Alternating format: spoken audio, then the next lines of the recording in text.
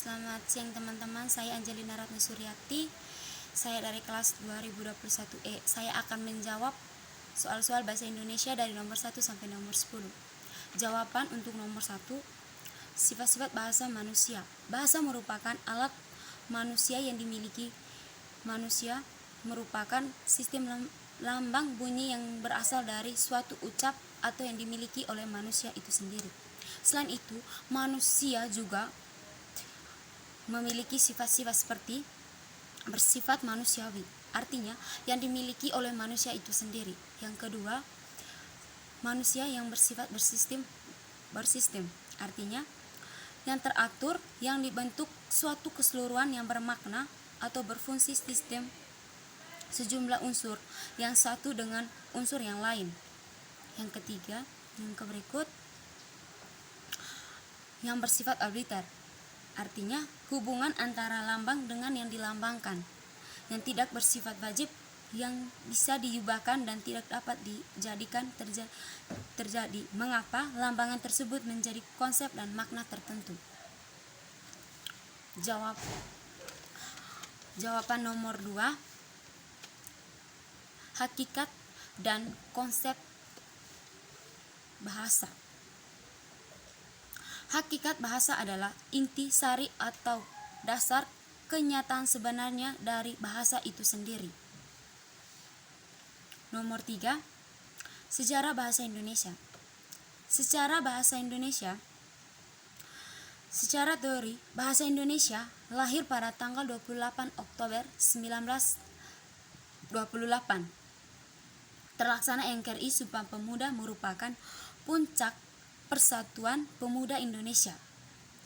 Ada begitu banyak upaya pembentukan bangsa Indonesia yang didasari oleh bahasa Melayu,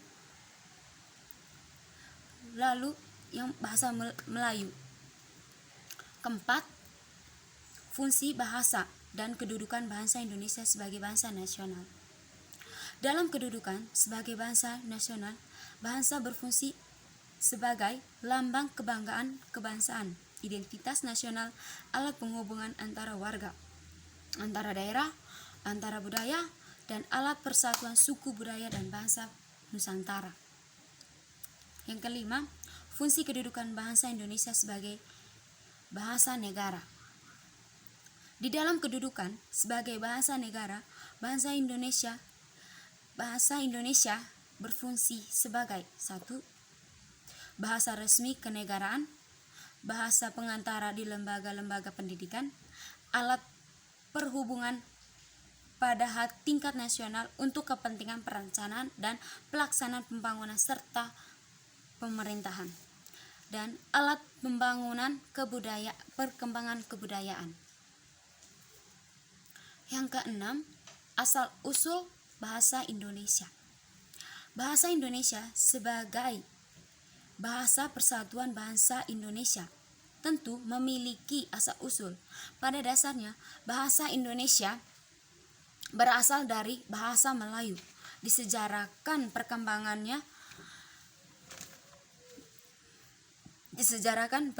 bahasa Indonesia yang tidak terlepas dari perkembangan bahasa Melayu. Yang ketujuh, bahasa tidak baku dan bentuk bakunya. Nomor 1, bahasa tidak baku. Aktif, bentuknya aktif. 2, tidak baku, bis, bakunya bus. 3, tidak cabi, bakunya cabe. Februari, tidak bakunya Februari, bakunya Februari. Tidak bakunya fisik, bakunya fisik. Tidak bakunya foto, bakunya foto. Tidak bakunya pondasi, bakunya fondasi. Tidak bakunya November, bakunya November. Tidak bakunya praktek, bakunya praktik. Tidak bakunya putra, tidak putre, bakunya putra. Tidak bakunya resiko, bakunya resiko. Tidak bakunya sekedar, bakunya sekedar. Nomor 8. Ragam bahasa.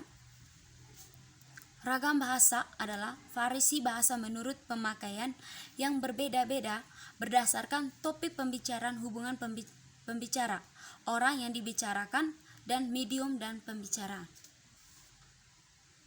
Kesembilan, perbedaan antara ragam bahasa lisan dan ragam tulis. Ragam bahasa lisan adalah ragam yang diungkapkan dengan media lisan, berkaitan dengan ruang dan waktu, sehingga ungkapan dapat membantu pemahaman. Ragam tulis. Ragam tulisnya adalah ragam bahasa yang diungkapkan melalui media tulisan, tidak terkaitan ruang dan waktu, sehingga diperlukan perlengkapan struktur bahasa yang dihasilkan dengan pemanfaatan tulisan hingga hurufan sehingga sebagai unsur dasar. Yang ke-10, aspek-aspek utama dalam ragam lisan. Intonasi, penghafalan, ejaan, tempo, tekanan, volume suara. Itu jawaban bahasa, itu jawaban UTS bahasa Indonesia dari saya.